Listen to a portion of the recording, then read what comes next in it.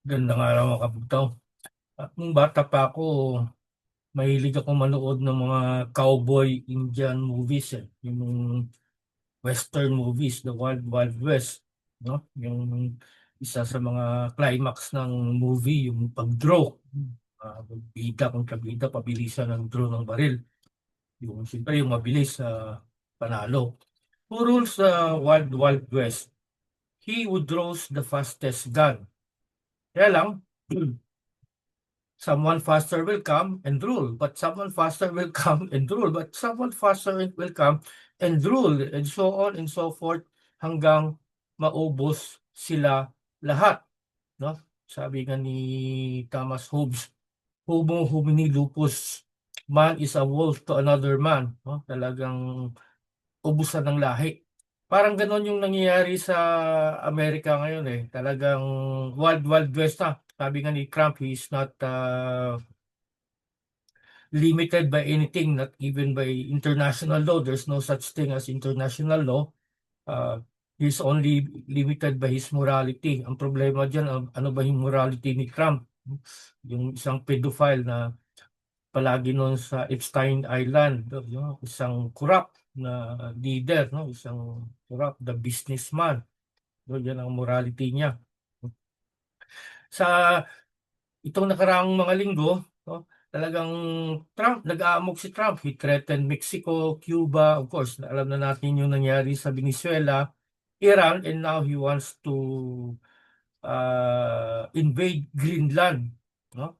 Sabi nga ni Alfred McCoy, isang professor sa University of Wisconsin, itong pag-aamok ni Trump is symptomatic of a declining empire. Pero sa isip ni Trump, sila pa rin yung number one. They still have a formidable armed forces. Pero hindi na. Lalo na yung nangyari sa Valenzuela, Bulacan, sa Venezuela, no, na talagang it's an invasion of sovereign country. Kanina nakita ko po sa Facebook yung 32 Cuban na bodyguards ni Maduro, ang mga namatay. Binalik na sa Cuba, siyempre nagpeace yung mga pamilya. Talagang wala na. Tapos napakabilis, no? Napakabilis ng pag-invade. Po sa mga pinapalabas na propaganda ng CIA sa social media, na grabe daw yung weaponry ng states, may mga sound waves sila, uh,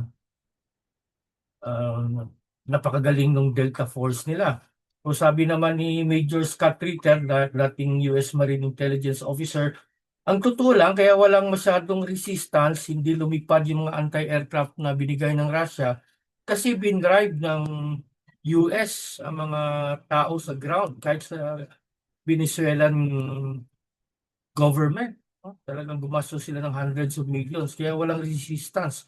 Sinabihan sila na huwag gamitin yung mga anti-aircraft. Ganon talaga ang rason. Gumastos sila ng hundreds of millions para yung mga tao nila hindi nga mabigyan ng pabahay, pagkain, edukasyon, saka healthcare. Puro na lang gera, gera, gera. At siyempre, alam naman ng lahat na yung sa Venezuela, ang unang pakay doon ay yung oil. And they did not hide it from public. Si Secretary of State Rubio, yun talagang Hitler o neocon. Kasi nung congressman, senador yan sa Florida, talagang may galit yan sa Cuba. Mga Cuban immigrant yan lumayas doon ng Communist Revolution sa Cuba, kaya hanggang ngayon, matindi yung galit niya sa mga komunista at sa mga leftists. Saka ang ideolohiya niya ay far right. Na yan naman tinago na talagang oil daw, ibibenta nila. Then Trump designated himself as the acting president of Venezuela, which is unconstitutional. Wala na, sira na talagang ulo ni Trump. No, because the President of the United States cannot hold two position at one time. May nagtanong sa akin, wala bang magawa yung Congress saka Senate nila na impeach siya? Wala, malabo kasi ang Congress saka Senate ng Amerika hawak ng Israel lobby. No? Saka yumayaman din sila sa gera kasi may porsyento sila sa military-industrial complex. No? No? Pero ang problema, according to sa Colonel Douglas MacGregor, No, kasi sinanction nga ng Amerika yung Venezuela oil. Kasi ang oil daw ng Venezuela masyadong malalim and it's a dirty oil. So kailangan ng katakot-takot na refinement and only America has the machinery and the technology to do it. Kaya nung sanction, hindi na nakapag-import ang Venezuela ng mga equipment sa Amerika kaya nasira din yung ekonomiya nila. Ngayon, to rebuild them, to set up the infrastructure, sabi ni Colonel McGregor, would take at least 10 years bago sila magka-profit yan sa oil ng Venezuela. In 10 years time, maraming mangyari. Tapos yung mga rare earth, mga gold, mga silver, mga mineral, is in the interior ng Venezuela, heavily forested, walang mga roads. So setting up an infrastructure, roads, mines, would take time. Ay, ang problema, America needs the money now. So hindi totoo yun na talagang it will solve their economic problem. Talagang yayaman sila. No? And of course, hitting South America will be hitting China and Russia. No? Kasi may mga defense alliance ang Russia dyan. China naman is dependent on the Venezuelan oil. Pero maliit lang naman, I think mga 4% lang. Ang malaki sa talaga sa Iran. 30% ng oil ng Iran na binibili ng China. Yan pang kailangan abangan natin yung Iran. Kasi ako naniniwala there will be war soon kasi yan ang gusto ng Israel. Yan ang gusto ng military-industrial complex. Ang problema kasi sa Wild Wild West, he who draws the fastest gun rules. Ang problema, America is not the fastest gun. And we're not just talking about guns. We live in an age where there is an available weapon that can destroy humanity in seconds, nuclear weapon. No, halimbawa itong giyera sa Iran kasi wala na, limited na yung armaments ng Israel, ganun din ang Amerika. So pag wala na silang armas, anong dudukutin nila? Sigurado yan, malamang yan ang nakakatakot. Dudukutin nila yung nuclear weapons nila at hindi lang sila ang may nuclear weapon. Hindi lang Amerika ang may nuclear weapon. Yan ang nakakatakot dyan. They're not the fastest gun anymore. For decades after the Second World War, oo, totoo yun. Pero ngayon, ang military nila, there are air and naval power from ground force nila, mahina. Sabi ni Colonel McGregor, army nila, kaya nga hindi sila manalo doon sa Iraq, sa Afghanistan. No? At saka ngayon, hindi rin sila maka pagpadala ng ground forces sa Venezuela. So how can they reap the resources there?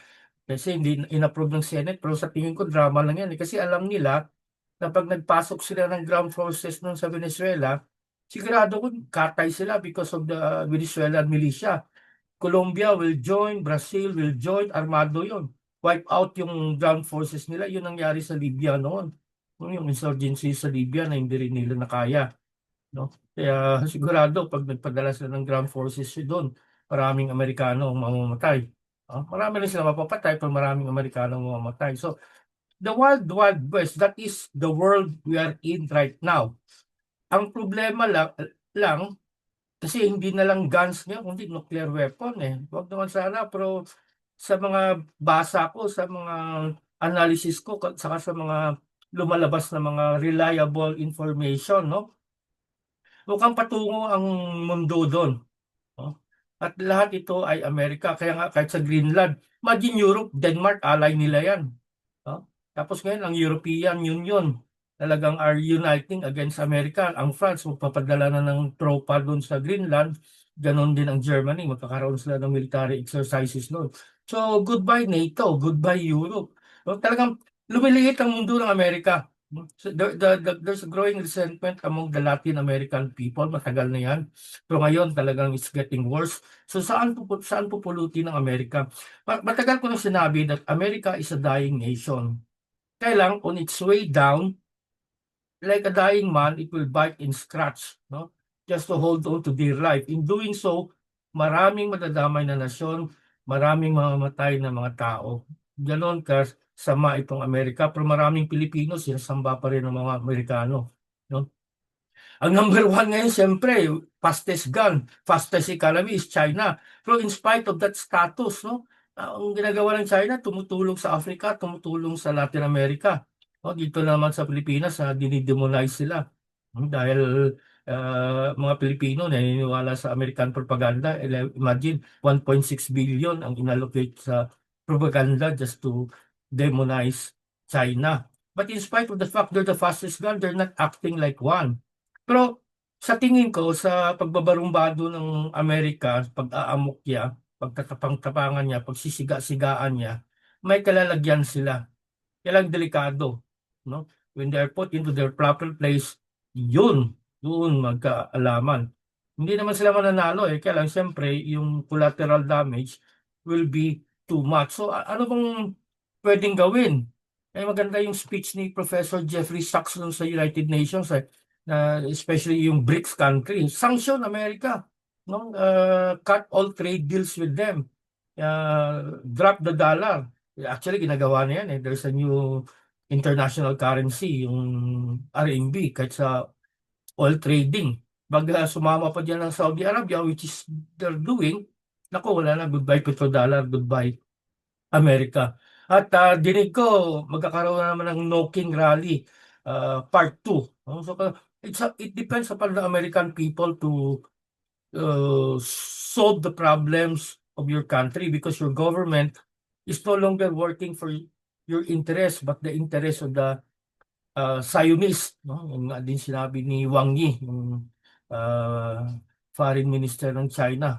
They're no longer working for the interest of the American people but for the Zionists. At itong Zionists gusto talaga nila ng gera, ng end of the world para dumating ang Messiah nila. Naku, napakadelikado yung talagang problema sa reliyon Kaya abangan natin. I think 2026 will be a very exciting year.